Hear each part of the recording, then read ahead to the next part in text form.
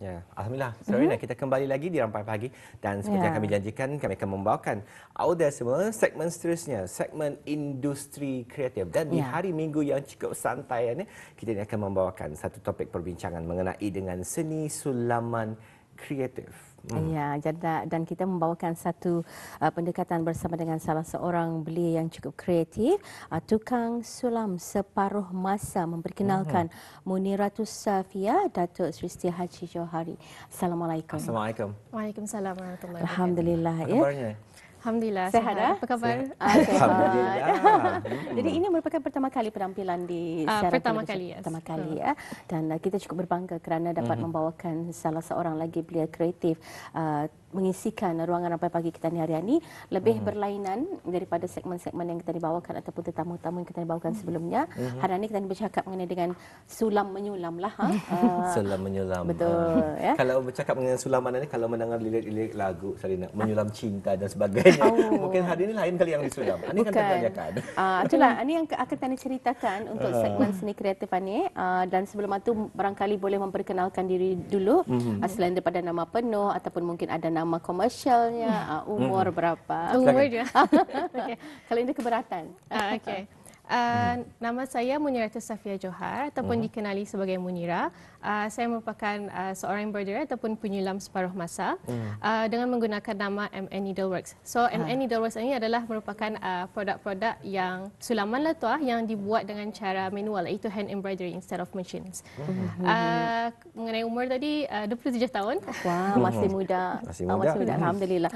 Dan okey, kita ni boleh terus kepada wawancara kita ni lebih memperkatakan mengenai dengan usaha sulaman yang telah dilakukan sejak bila, macam mana boleh tercetusnya minat dalam sulam menyulam ini. Okay, so basically ia bermula pada bulan Mei 2020 yang mana seperti Tani tahu itu merupakan fasa COVID-19 lah tu yang mana Tani dikehendaki berada di rumah. Jadi masa tu masih mencari hobi yang boleh saya komit lah. Walaupun masa tu masih mencari hobi yang main-main lah tu kiranya. Tapi kirakan sejujurnya banyak sudah hobi yang saya cuba macam crocheting, mengait, knitting, melukis dan sebagainya, tapi masih lagi berapa lah. So one day saya ternampak dari gambar daripada social media mengenai embroidery dan start itulah saya mencuba. Sampailah sekarang ini, Alhamdulillah. Jadi bermula daripada saja ingin mencuba pada tahun 2020 disebabkan oleh masa itu penularan wabak COVID-19. Jadi kita terpaksa di rumah, teranah di rumah dan sebagainya. Memang cukup rasanya boleh dikaitkan dengan diri sendiri jadi Sarina. Macam saya pun masa orang berkurung di rumah tu mencuba hobi-hobi yang baru dan sebagainya. Dan siapa sangka daripada yang bermula dari dari segi minat, bukan minat tapi teringin untuk mencuba sahaja, kemudian timbul minat dan boleh dijadikan mungkin sebagai sumber pendapatan, mata pencarian. Dan mungkin kalau boleh ditanyakan kepada Munirah dipanggil Munirah, kalau Tani boleh bincangkan, ceritakan kepada penonton Rampai Pagi hari ini mengenai dengan inspirasi. Siapa sebenarnya yang menjadi inspirasi ataupun mendorong Munirah bergiat dalam bidang ini? Okey, kalau kirakan masa itu masa saya start itu bulan Mei 2020, tapi saya belum lagi yakin atau confident untuk menerima tempahan lah. Jadinya, tapi saya masih lagi mau meneruskan. Saya masih lagi mau belajar jenis-jenis jahitan, jenis-jenis sulaman.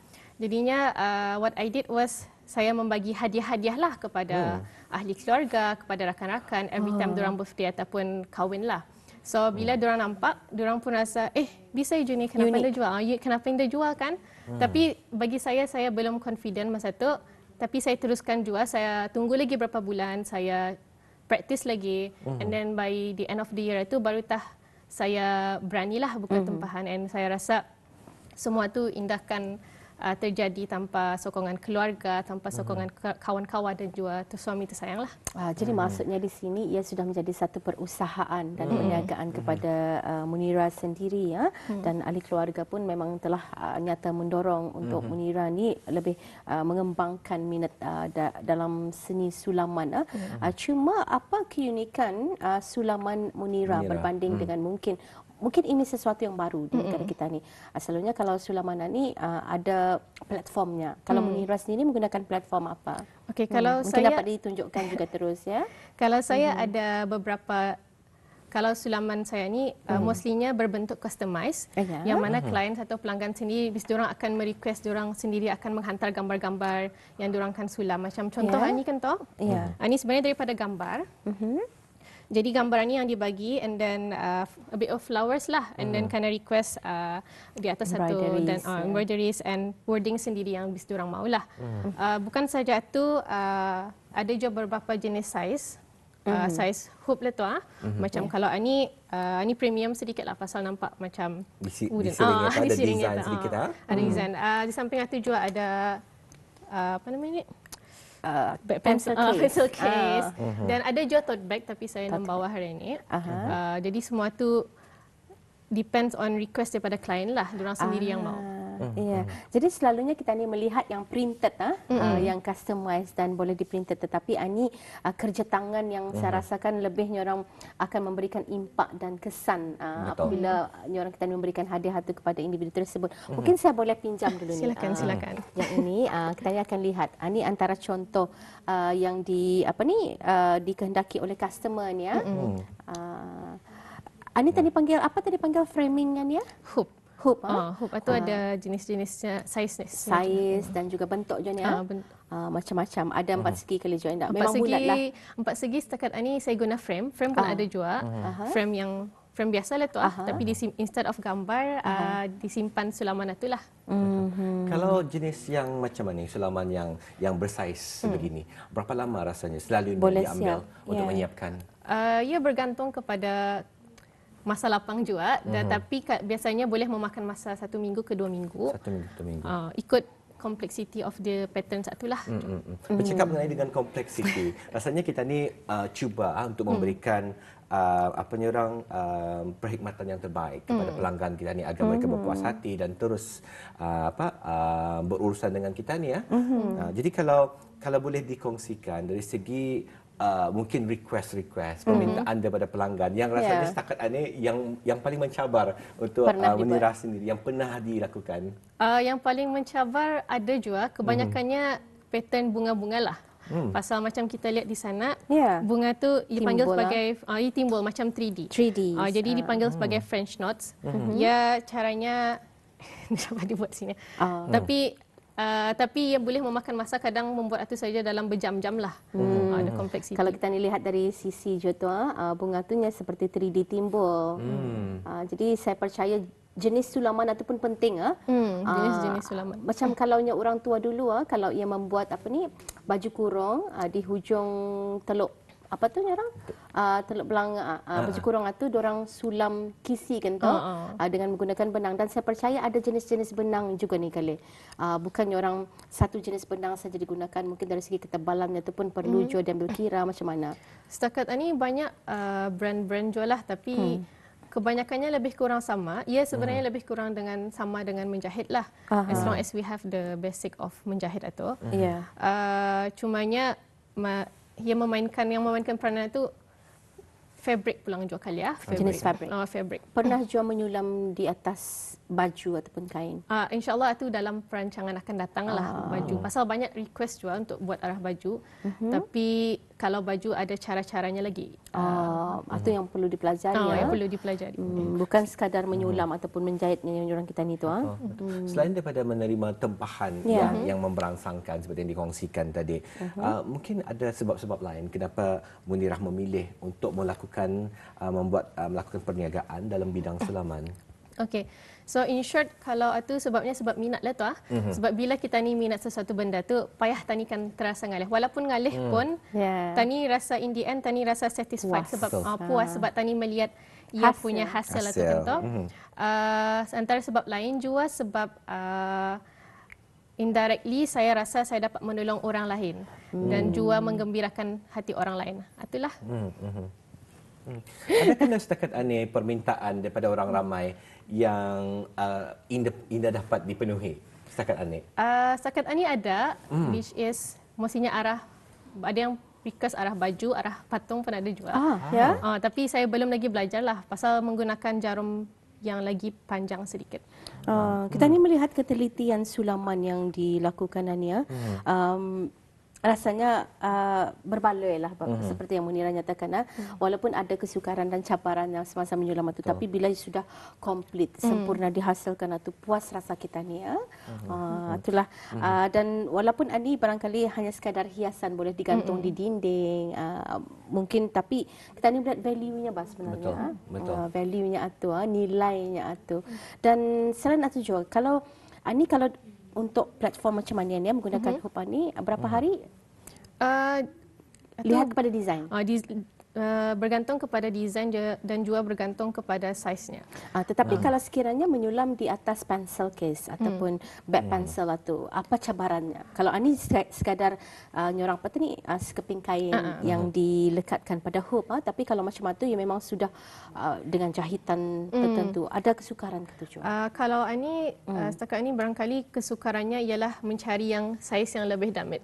Dia punya hoop sebanyak mungkin dapat di demo sedikit macam mana cara kita ni melock dia di dalam hoop tu. Jadinya kalau hoop ni sepatutnya lagi damit pelonnya, tapi saya lupa membawa. Jadinya basically-nya kira cuma ni pelang tu, tapi sukarlah mesti mencari saiz yang ada lagi yang saiz ada diameternya lebih kecil lah. Diameternya lagi kecil dan juga biasanya saya ada menggunakan pen untuk dilukis. Dilukis dulu baru tah disulam. Lepas itu baru tah dihilangkanlah lukisan itu. Jadi kalau dalam proses konsultasi bersama dengan pelanggan, dengan klien, adakah macam Munirah sendiri akan mungkin sama-sama barangkali berdiskusi dengan pelanggan. Ani mungkin kalau kita menyimpan ani sini barangkali ani bunganya warna ani barangkali adakah itu dilakukan atau Munirah 100% memberikan kebebasan sepenuhnya kepada pelanggan dan Munirah akan cuba untuk memenuhi kendak pelanggan. Macam mana selalunya proses dijalankan? Kebanyakannya bergantung kepada pelanggan. Tapinya ada juga pelanggan yang meminta nasihat. Jadi dari bila diorang minta konsultasi, di sana baru saya akan membagilah sebabnya kadang-kadang buat sketch dulu. Buat draft dulu dan saya lihatkan kepada bis diorang font apa yang diorang mau. Cuma itulah. Banyak sebenarnya rincian yang perlu diteliti juga. Bukan hanya dari segi desain, apa kontennya, tapi itu format fontsnya dinyatakan tadi, macam mana kedudukan gambar itu. Dan dalam hal ini setelah ia sudah menjadi satu perusahaan, masa memulakan dan orang kita memulakan dan mewartakan perniagaan ini, modalnya macam mana? Modal ni kalau silap saya masa awal-awal tu ada dalam beratus lah juga, beratus. Pasal kebanyakan supply saya tu payahkan dapat di Brunei, jadi saya terpaksa order online untuk terutamanya membali segala hoopsnya, segala fabric, benang-benangnya. Sebab di rumah saya ada banyak color lah, lebih daripada 50 warna. Benang warna benang. Yang sememangnya orang di sini agak terhad untuk mendapatkan jenis-jenis benangnya. Jadi ada sebahagiannya dari di order daripada luar negara. Kalau untuk menyiapkan pesanan daripada pelanggan, setakat ini adakah Munirah melakukannya seorang sahaja ataupun menerima bantuan daripada rakan-rakan ataupun mungkin keluarga? Ada protegi. Setakat ini saya buat semua seorang diri, desain seorang diri, menyulam seorang diri. Tapi kalau ada berkaitan macam projek-projek yang memerlukan kolaborasi bersama art makers lain, ada juga. Jadi memang ada membuat kolaborasi bersama dengan art makers yang lain dalam bidang yang sama ataupun yang kiranya tertakluk lah, bercampur dengan produk lain lah macam resin, keychain dan sebagainya. Ya, betul ya. Kerana sebelum ini pun banyak sebenarnya yang Tani sudah bawakan ke Rampai Pagi dan majoriti diorang ini mendapat ilham semasa sekitar tahun 2020 ya. Semasa berlakunya pandemik. Alhamdulillah, itu antara hikmah besar yang kita lihat, bukan hanya cabaran pada kesihatan tetapi ia mampu memberikan nilai tambah kepada individu tersebut dari segi kreativiti. Dalam bencana dalam pada kita ni bersusah payah semasa COVID-19 atau kita ni terpaksa orang mengadaptasi cara kehidupan yang baru, di normal baru dan sebagainya. Tetapi kalau tadi lihat dari segi yang positif, ada saja benda yang boleh tadi dapat yang positif daripada pengalaman tersebut. Kalau tadi lihat, macam saya sendiri melihat Munirah, hasil-hasil yang dikerjakan, apa yang dihasilkan oleh Munirah, apa yang terus terbayang yang saya dapat lihat ialah hasil kesungguhan. Ianya adalah satu hasil daripada kesungguhan Munirah sendiri. Orang menyiapkan sesuatu karya hasil seni itu. Kalau boleh diimbas kembali, tadi Munirah ada bercerita sedikit minat ini bermula pada tahun 2020 mencuba pelbagai aktiviti pun dicuba dan akhirnya memilih untuk menceburkan diri dalam bidang sulaman. Dari segi latihan, siapa yang sebenarnya memberikan mengajar cara untuk menyulam? Kebanyakannya saya belajar sendiri. Tutorial sendiri daripada YouTube, kira self-taught lah. And then saya ikut ada beberapa classes juga. Kebanyakannya daripada online lah. Jadinya dia belajar secara online. Secara online. Jadinya it's like trial and error lah tu macam mencuba kadang-kadang tercucuk jari apa. Jadinya dari sanalah saya belajar kebanyakan. Kelas-kelas online yang dianjurkan oleh narasumber dalam negara ataupun luar negara? Luar negara. Luar negara. Jadi itulah saya kagum sebenarnya dengan usaha yang dilakukan oleh anak-anak muda kita ni ya. Bukan hanya terhad kepada orang bidang akademik ataupun kerjaya, tetapi sudah multi channel ni boleh orang bukan hanya berfikiran multi channel, tapi kemahiran pun itu lebih daripada satu. Dan sebelum mengakhiri, apa agaknya harapan Munirah dalam perusahaan yang dilakukan Ani dan juga kepada seruan kepada belia-belia kita ni pada masa ni? Okay, kepada para belia, there's one thing that I do believe in is to never stop exploring. Sebabnya kadang-kadang kita ni rasa kita ni dah pandai benda itu, tapi sebenarnya banyak lagi benda yang kita ni pandai. So in order to get that is we have to know lah, we have to try lah. Jadinya in conclusion, never stop exploring. Don't be scared to try new things, and lastly, trust your journey. Ya. Alhamdulillah. Mungkin boleh dikongsikan buat akhir kalinya cara untuk mungkin menghubungi Munirah ataupun melihat hasil-hasil kerja Munirah. Okey, barangkali boleh mengikuti saya punya Instagram account mn.needleworks needleworks. Jadi sekali lagi audio boleh follow ke laman Instagram mn.needleworks. Jadi kalau setakat kami Denny sudah tadi follow, setakat terus follow. Jadi banyak karya-karya yang orang kita ni menerujakan hati kita ni melihat di dalam laman sosial tersebut. Dan semoga terus maju jaya kepada Munirah, dan mungkin saja orang selepas ini memang ada target short term dan long term bagi Munirah sendiri untuk perusahaan ini, mungkin saja akan menghasilkan proteginya. Baik, Assalamualaikum. Waalaikumsalam warahmatullahi wabarakatuh.